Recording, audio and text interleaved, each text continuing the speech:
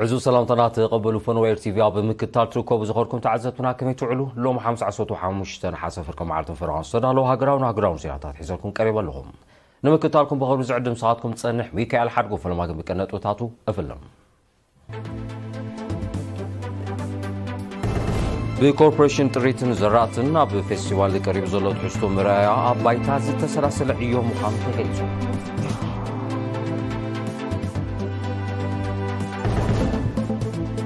اب معراب كندا زنبرو ايرتراوان عمتو فستيفالون بوعو عقبات صميرو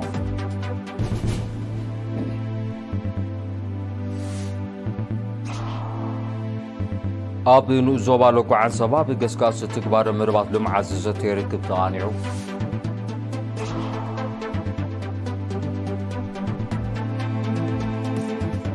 اب زيناتات وصاي محبر سب عالم كلماو نوصي ممكات صعرو كحيل خبرات هاجرات دغيمو اتحساسيبو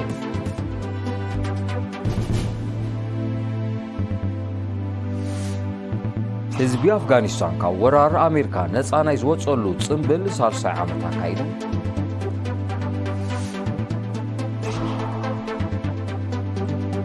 وتادراو عقما تددر زلا هندي حدش فتنه صرتان ميسايل كم زكايت حفل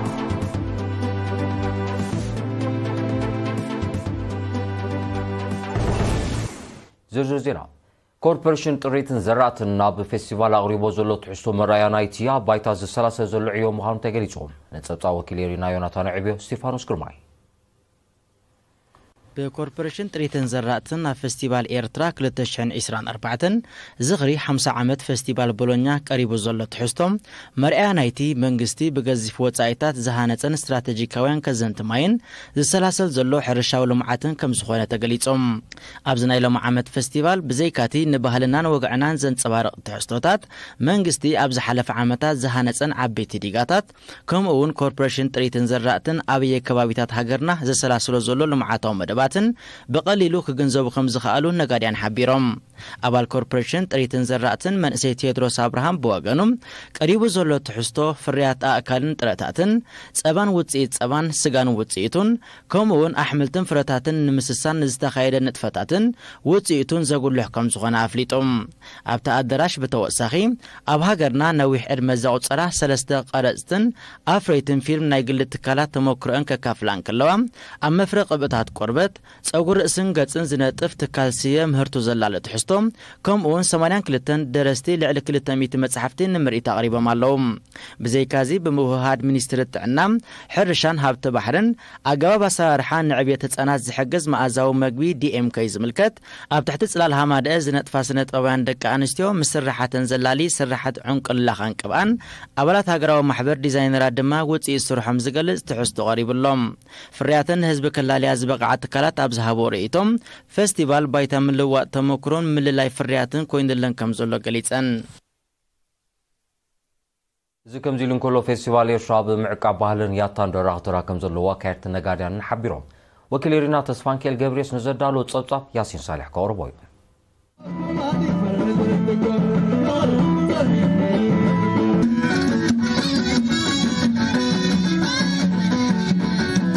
عمت متى اب اسمرا قصري اكسبوز انقد هاجراو فستيفال اب معقب باهلن ياتان دراخ تراكم زلو تحبيرم اب قشت زوبا عن سبان مدبات افاوياتا باهلاو تلهيت الموسيقان كمون دكونا ابايتي زمرح زلو كيلاتات نيرينا ابزهبو حبريتا فستيفال ابرستي مادي متاخابن سنيتن مخانو جوا باهلن كبرتاتن حبرتسبنا ناب ولدتات ان تسغاغر نخيد اب اجام يبركت مهلاو غليصوم دايركتور ياتاو تلهيت الموسيقان ممهر اسماعيل محمد علي اب كلن زباتات عن سبع عدت بمغبر نتي زبا زغلص ياتاو تلهيتاتن موسيقان حيزم كم زمصو بمبره ناشتو من اسيات نستوهابم عيب حيال ونيه كايدو مهلاوم توسخ صباقي كبل ارديم علامه فستيفال ون زي تبربره تحستون اي تحبرتسب ባህልን لمدن حيزكا ممصاص لزونه كان محجي زي تبربره لو معامتون بمصنعات زمصو عينت تلهيتات يكون درفتاتن حزنا خنمصخ يلنا لنا مالتي كاب كوميته افاوياتا ممهر محمد عبد الله بوغنو افاوياتا منجد ديزانتا ጨፈራ ግጥሚ ማሰ አውለን ካልእና ቢሉ ታሪኽ መንነት ባህልን ክብርታትን ዝገልጽን ካብ ወለዶ ናብ ወለዶ ዘመሓላልፍን ባህላዊ ውርሻ ምዃኑ ብምጥቃስ ኣብ ብሄራት ትግረ ብሊንን ትግርኛን ኣብ እዋን መርዓ ሓዘን ማሕረስን ካልእን ዝውተሩ ኣብ ባህላታት ተቐሪበ ምህላዎም ኣነጺሩ ዘርፍታት ግጥምታት ወግዒ ማሰን መልቀስን ምስላታት ግንግር ዝበሃለሎ በትግረ ወይ ዕደረኽ ንብሎ ንኽእል በትግርኛ ተረካብ ዘረባ ጨፈራ ብሂልን ካልእን እዚ ኩሉ ክንጠቕሶ ዘርዚርና ወልኩውዳእ ዘይክእል እንዲ ዝቐርብ ብዘይካዚ ያታዊ ኣባይቲ ኣብሎ ኣጉዶ ህድመን ካልእን ምስናውቱ ኣገባብ ባህላዊ ሕጽኖት ከምኡን ልዕሊ 100 ዓመታት ዝገበረ ጥንታዊ ኣቑሑን ካልእን ቀሪቡ ከም ዘሎ ዝሓበረ ካብ ኮሚቴ ድኮነ ኣባይቲ መምህር ዓብዱ ኣዳዲ ኣብ ምድላውን መእከብ ኣቑሑን ዝነበረ ምትሕብባር ህዝቢ ሞጊሱ ናይ ትግርኛ ናይ ብሌን ናይ ትግሬ ሰለስተ ብሄራት ኣምፅና ኣለና ኣብቲ ናይ ብሄረ ትግረን ድሕሪ መፅና ሕጂ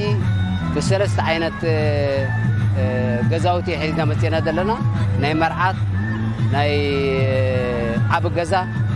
ናይ ሓማትን ሓሙን ከዓ ሒዝና መፅና ኣለና ማለት እዩ ኣብ ብሌን ከዓ እንደገና ክልተ ገዛውቲ ህድሞን ናይ መርዓት ገዛን ሒዝና መፅና ኣለና እቶም ክኢላታት ኣብ መወዳእታ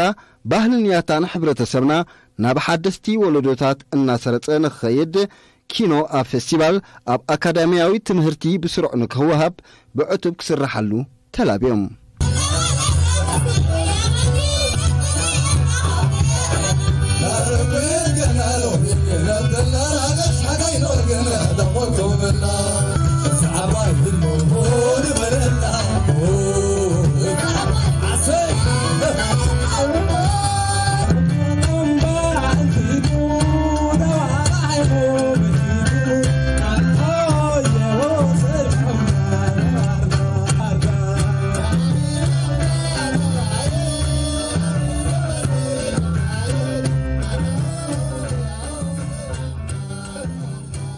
ካብ ዜናታት ፌስቲቫል ከወፃና ብምዕራብ ካናዳ ዝነብሩ ኤርትራውያን ዓመታዊ ፌስቲቫሎም ብ34 ነሓሰ ኣብ ከተማ ኤድመንተን ብውዕው ዓገባት ጸንቢሎም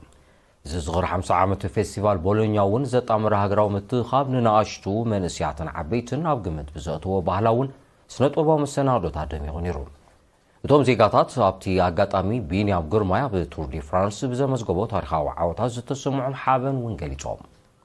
ምዕራብ ካናዳ ንዞባታት ብሪቲሽ ኮሎምቢያ ኣልበርታ ሳስካቹዋን ማኒቶባን ይጥርነፍ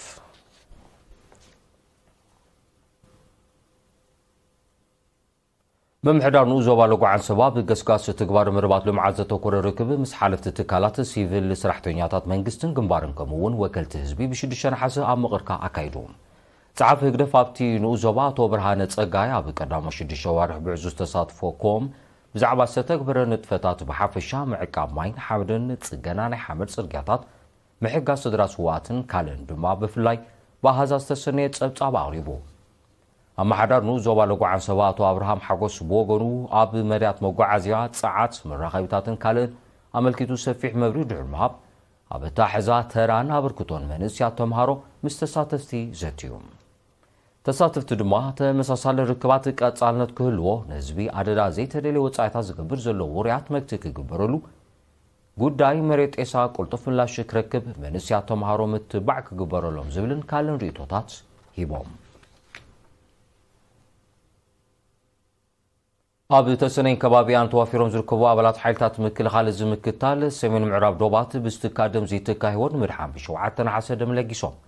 ኣብቲ ናይ ልክሲ መደበር ባዓክረፂ ደም ከም እተኣከበ ዝሓበረ ኣባል ክፍሊ ላቦራቶሪ ሆስፒታል ተሰነይ ኣቶ ገብረ መስቀል ተኽለ ብርሃን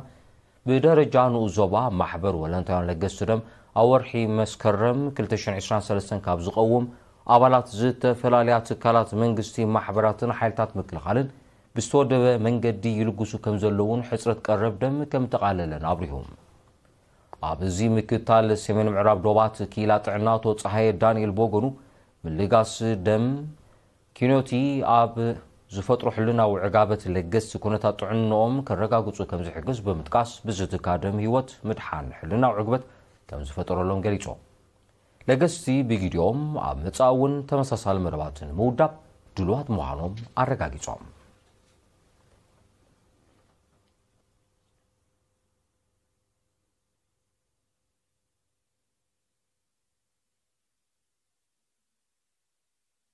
زغبركم تعزبت السعب زيناتات وصاي كونوا مكتالكم كتقطوا دغيمه بغرو عدم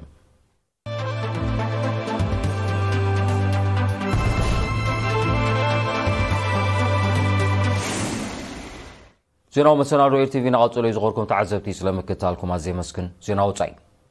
ማሕበረሰብ ዓለም ክልማው ነውፅን መምካት ተጻዕሩ ክሕይል ውድብ ሕብራት ሃገራት ደጊሙ ፀዊዑ እዚ ዝተገልጸ ኣብ ዝሓለፈ ዓመት ብሰንኪ ሓደጋታት ባርዕ መሮር 9 ቢልዮን ቶን ትፋ በከልቲ ጋዛት ናብ ኣየር ከም ተጸንበረ ሓድሽ ወፀ መጽናዕቲ ድሕሪ ምሕባሩ እዩ እቲ ክስተት ንክልማዊ ዋዒ ዓለምና መሊሱ ከም ዘዕረጎ ዝጠቕሱ ጸብጻባት ብሰንኩ ሰብኣውን ቁጠባውን ክሳራታት ከም ዝበላ ረድዮም ኣብ ዝሓለፈ ዓመት ክልማው ነውፂ ብዘስዓቦ ኩቱር ዋዒ ብደረጃ ዓለም ኣስታት ፍርቂ ሚልዮን ሰባት ከም ዝሞቱ ዝሓበሩቶም ጸብጻባት ንምክትኡ ቁልጡፍ ስጉምቲ ምዘይውሰድ ተኣሃዝ ኣብ ቀረባ መጻኢ ብዕስፊ ክዛይድ ከም ዝኽእል ኣሚቶም ብሰንኪ እቲ ክስተት ዓለምና ካብ 2030 ዓመታዊ ልዕሊ 2.4 ትሪልዮን ዶላር ክትከስር ከም እትኽእል ሕብራት ሃገራት ኣጠንቂቑሎ እዚ ከምዚ ኢሉ እንከሎ ብሰንኪ ኩቱር ዋዒ ምንጪ ማያት ዓለምና እናነፀፈ ይኸይድ ስለ ዘሎ ሕፅረት ማይ ናይ ዘጋጠሞም ሰባት ቁፅሪ ዓመታዊ እናወሰኸ ይመጽእ ከም ዘሎ ተገሊጹ ብቁጠባ ዝበልጸጋ ሃገራት ክልማው ነውፂ ንምብታዕ ተረአን ይጻወታ ከም ዘለዋ ሕብራት ሃገራት ክወቅስ ጸኒሕሎም ህዝቢ ኣፍጋኒስታን ካብ ወራር ኣሜሪካ ነፃ ናይ ዝወፀሉ ጽምብል ሳልሳይ ዓመት ኣካይዱ እቲ ብ14 ናሓሰ ዝተኻየደ ጽምብል ብወተሃደራዊ ምርኢትን ወራር ኣሜሪካ ብዝቃወም ሰልፍን ዝተሰነየ ምንባሩ ማዕከና ዜና ቃሊሕን መንግስቲ ጣሊባን ልዕሊ 80 ቢልዮን ዶላር ዝዋጉ ካብ ሰራዊት ኣሜሪካ ዝተረፈ ኣጽዋር ኣብቲ ምርኢት ኣቕሪቦም ንኣፍጋኒስታን ዘመሓድር ዘሎ መንግስቲ ጣሊባን ን20 ዓመታት ኣብታ ሃገር ንዝዓስከረ ሰራዊት ኣሜሪካ ብ15 ናሓሰ 2021 ከም ዘውፅኦ ይዝከር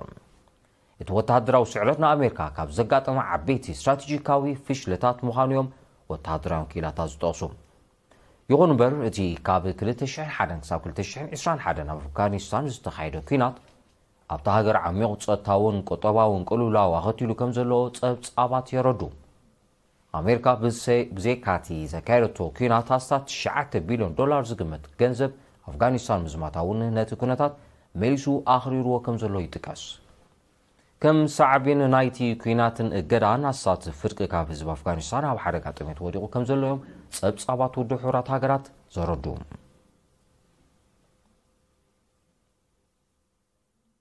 ወታደራዊ ዓቕማ ተደልድል ዘላ ህንዲ ብ14 ናሓሰ ሓድሽ ፈተነ ጸረ ታንክ ሚሳይል ከም ዘካየደት ሓቢራ እቲ ነዊሕ ርሕቀት ዝውንጨፍ ናይ ሳልሳይ ወለዶ ሚሳይል ልክዕነቱ ናይ ምውቃዕ ዓቕሙ ልዑል ምዃኑ ኣዘዝቲ ሰራዊት ህንዲ ገሊፆም እቲ ፈተነ ንጸጥታ ካልኦት ሃገራት በኣሉታ ከም ዘይጸሉ ዝሓበሩቶም ኣዘዝቲ ልኡላውነት ሃገሮ ንምውሓስን ግዳማዊ ተጻብኦታት ንምምካትን እወታዊ ተራ ከም ዝህልዎ ግን ኣረድዮም ህንዲ ምስ ሩስያ ብምትሕባር ዘማዕበለቶ ብራህሞስ ዝተሰመየ ናይ ነዊሕ ርሕቀት ክሩዝ ሚሳይል ኣብ ዝሓለፈ ወርሒ መጋቢት ከም ዝፈተነ ዝዝከር እዩ እቲ ዘመናዊ ኣጽዋር ልዕሊ 5000 ኪሎ ሜትር ከም ዝውንጨፍን ዕላሙ ናይ ምውቃዕ ዝለዓለ ብቕዓት ከም ዘለዎን እዩ ተሓቢሮም መንግስቲ ህንዲ ኣብ ምምዕባል ሚሳይላት ዘገልግል 2.5 ቢልዮን ዶላር ተወሳኺ ባጀት ክስልዕ ኣብ ዝሓለፈ ወርሒ መጋቢት ከም ዝወሰነ ዝዝከር እዩ ሴኔጋል ምስ ማሊ ኩሉ መዳው ዝምድና ንምድንፋዕ ክሰርሕ ቁርምነታ ደጊማ ኣረጋጊጻ እዚ ዝተሓበረ ቀዳማይ ሚኒስተር ሴኔጋል ዑስማን ሶንኮ ብ13 ናሓሰ ምስ ላዕሎ ሰመዚ ማሊ ኣብ ከተማ ባማኮ ኣብ ዝገብሮ ርክብ እዩ ደገፍ ሴኔጋል ንመሰጋገሪ መንግስቲ ማሊ ዝረጋገጸ ቀዳማይ ሚኒስተር ዑስማን ሶንኮ ቁጠባዊ ውድብ ሃገራት ምዕራብ ኣፍሪቃ ማለት ኤኮዋስ ኣብ ልዕሊኣ ንዘጽድቆ እገዳ ተቃዊምዎ ሃገሩ ኣብ ልዕሊ ማሊ ንዝግበር ግዳማዊ ጸቕጢ ከም ትነጽጎ ብምሕባር ድማ ንሉላዊ ምርጫታታ ከም እትኽበር ኣነጺሮም ማልን ሴኔጋልን ኣብቲ ርክብ ቁጠባዊ ንግዳውን ጸጥታውን ዝምድነን ንምድንፋዕ ከም ዝተሓጋገዝ ኣፍሊጠን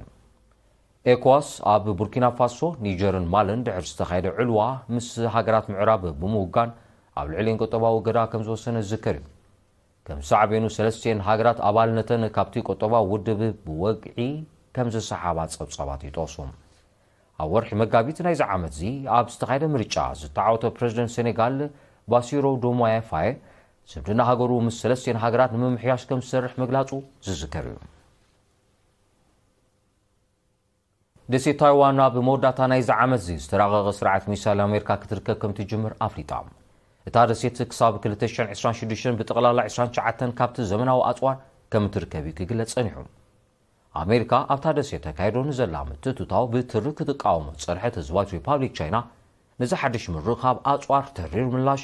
ከም እትህበሉ እዩ ዝእመት ዘሎ ኣብ ዝሓለፈ ወርሒ ሓምለ ቻይና ነታደሴት ኣጽዋር ኣብ ምቕራብ ከም ዝነጥፋ ኣብ ልዕሊ ዝኸሰሰተን ሓያሎ ኩባንያታት ኣጽዋር ኣሜሪካ እገዳ ከም ዝወሰነት ጸብጻባት ይሕብሩ ኣሜሪካ ምስ ደሴት ታይዋን ትገብሮ ዘላ ወተሃደራዊ ስምምዓት ካብ ምጥሓስ ልኡላውነት ፈልያ ከም ዘይትሪኦ ቻይና ብተደጋጋሚ ክትከስስ ጸኒሓላ ኣብ ሰፊሕ ክፋል የመን ዝወቅዕ ዘሎ ዝናብ ብዛስዓቡ ሓደጋታት ዕለቕለቕ ከቢድ ሰብኣዊ ንዋታውን ክሳራታት ወሪዶም ብሰንኪ ተፈጥሮአዊ ሓደጋ ብውሕዱ 60 ሰባት ከም ዝሞቱ ዝሓበሩ ሰመዚ ሲቪላዊ ድሕነት ሃገር ሓያሎ ድሃዮም ጠፊኡ በምህላው ቁጥሪ ግዳያት ክዛይድ ከም ዝኽእል ኣሚቶም በቲ ዕለቕለቕ ኣብ ትሕተ ቅርጺ ከቢድ ዕንወት ስለ ዝወረደ ዓሰርተታት ኣሽሓት ከባባይቶም ከም ተመዛበሉ እውን ተፈሊጡሎ ኣብቲ ከባቢ ዝወቅዕ ዘሎ ዝናብ ክሳብ ወርሒ መስከረም ክቕጽል ከም ዝኽእል ግምታት ሜትሮሎጂ ስለ ዘሎ ኩሉ መድያዊ ክሳራታት ክብል ከም ዝኽእል ይእመት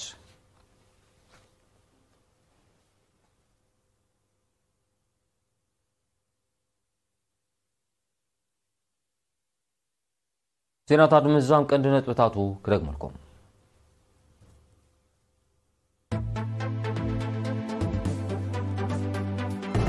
ብኮርፖሬሽን ጥሪትን ዝራትን ኣብ ፌስቲቫል ቀሪቡ ዘሎ ትሕዝቶ መርኣያ ኣባይታ ዝተሰላሰለ ዕዮ ምዃኑ ተገሊጹ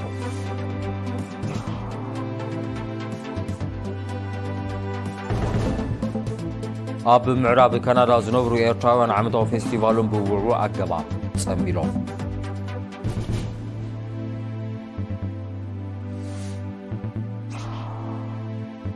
ኣብ ንኡስ ዞባ ለጓዓን ሰባ ብገስጋስ ትግባር መደባት ልምዓት ዝዘተ ይርክብ ተቓኒዑ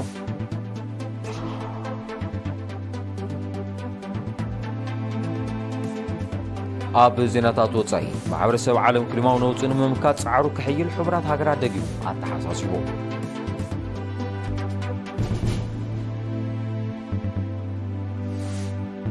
ህዝቢ ኣፍጋኒስታን ካብ ወራር ኣሜሪካ ነፃ ናይ ዝወፀሉ ጽምብል 30 ዓመት ኣካይዱ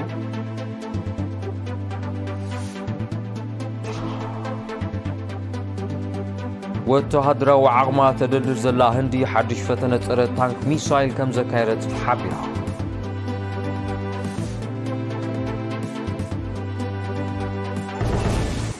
زوركم تعزت لو مقتر استدالو زينا مستناو رابز يفتصم ስለምክታልኩም አዚ መስክን መሳርሕተ አሚር ዓሊ ንዕለታው ዜና ስፖርት ሒዝኩም ለሰኩም ቦገኔ ግን ሰላም